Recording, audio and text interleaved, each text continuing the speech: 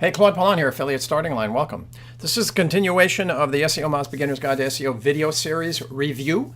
We're on Chapter 9, and let's take a look and see what Chapter 9 does. Chapter 9 is really about myths and misconceptions. This is really more of an informational chapter. It's going to take some of the concepts we've already talked about in the first 8 chapters and kind of bring them together.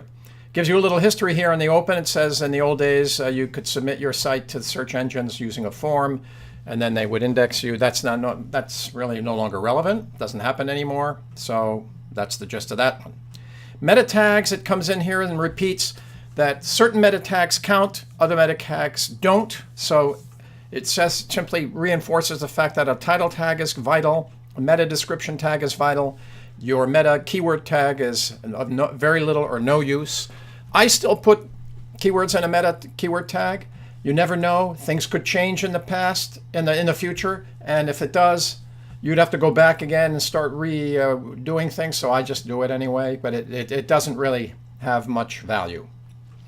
Keyword stuffing, keyword density, the practice of repeating a keyword so many times and fitting it into a formula of so many keywords per 100 words doesn't work. Just write naturally. Use the keyword that you're trying to rank for naturally. Put it up in the early part of the content and you'll be fine. Paid search. This is the concept that if you do pay-per-click and you're targeting a keyword, that you'll rank better in the search results for that keyword if you're doing pay-per-click. Not so. There's no relationship between the results of pay-per-click and organic search. It's not uncommon, however, to see that sometimes the people at the top of the pay-per-click are also on the top of the organic search. That is just by the implications of what is being written here. A good SEO practice and good PPC practice, you can make the judgment for yourself what that is. Search engine spam. Nobody likes spam. Search engines don't like it, and humans don't like it, so don't do it. That's basically the gist here.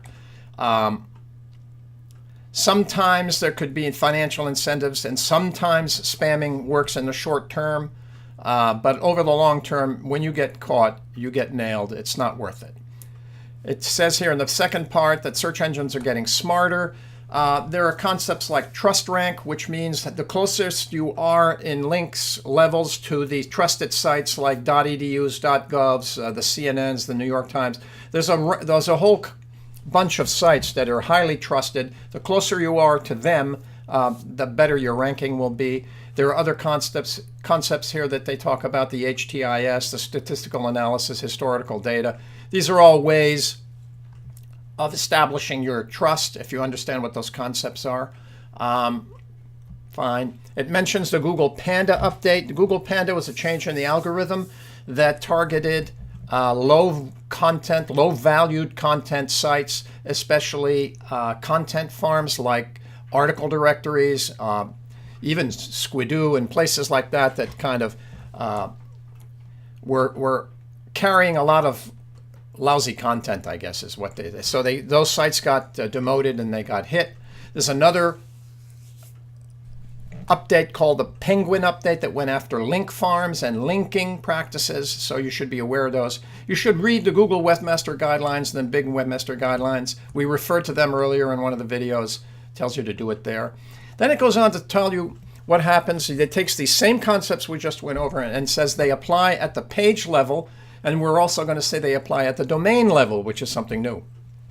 The page level, you want to avoid keyword stuffing. We already know what keyword stuffing is. We talked about that.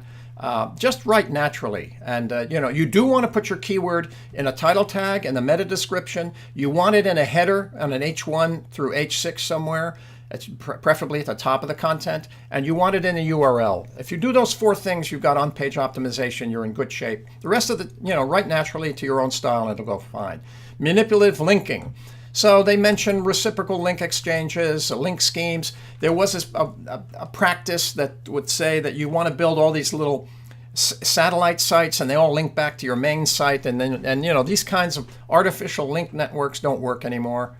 paid links. You can pay people to send you links. Some of these services make it look very natural, and in the short term, you probably won't get caught. But over the long haul, they're going to write. They hire the same services to try to figure out how to get them out of the equation. So eventually, that'll get caught. Low quality directories. There are all sorts of ways to list your site with a directory.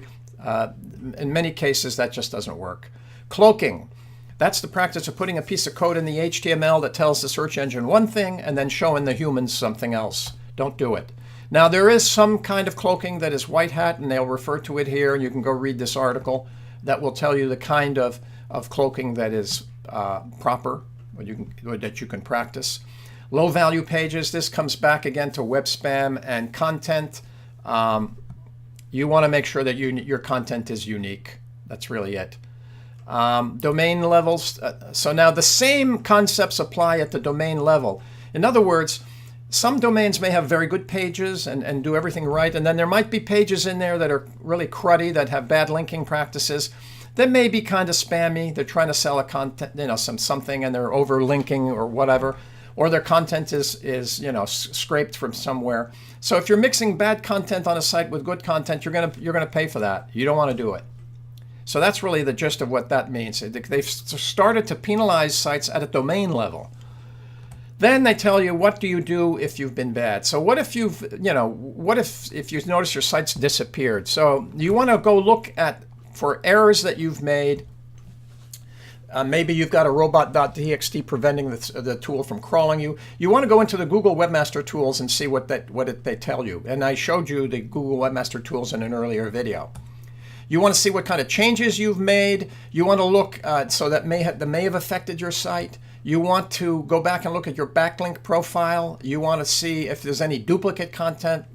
The duplicate content thing is, will always be there. So you want to make sure. And we went through how to get around that with 301 redirects or canonical URLs.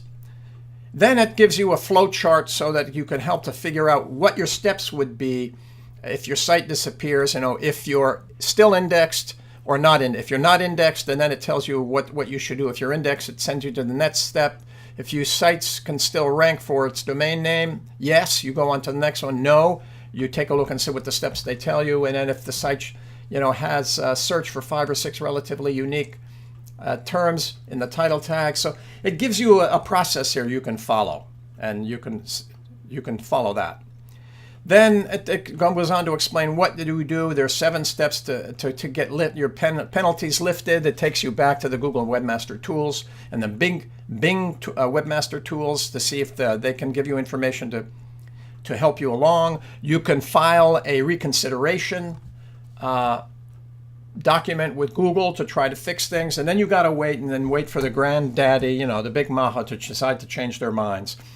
Dan Thies from SEO Brain Trust, one of his recommendations, because it happened to him in one of his early sites, was just bag the site and start a new domain. So that may be the only solution, and that really kind of is the gist of Chapter 9. So it gives you an indication of what the myths are, what you should be doing and not doing, and it brings together some of the ideas from the preceding 8 chapters ahead of you. So that's it. Read it and get a good feel for it. A lot of this is an ongoing debate in the SEO community. You follow that debate to see how all that falls out. So that's it. This is Claude Pelanne, Affiliate Starting Line. I hope this video has been helpful. Stay with it, stay well, and we'll talk to you soon.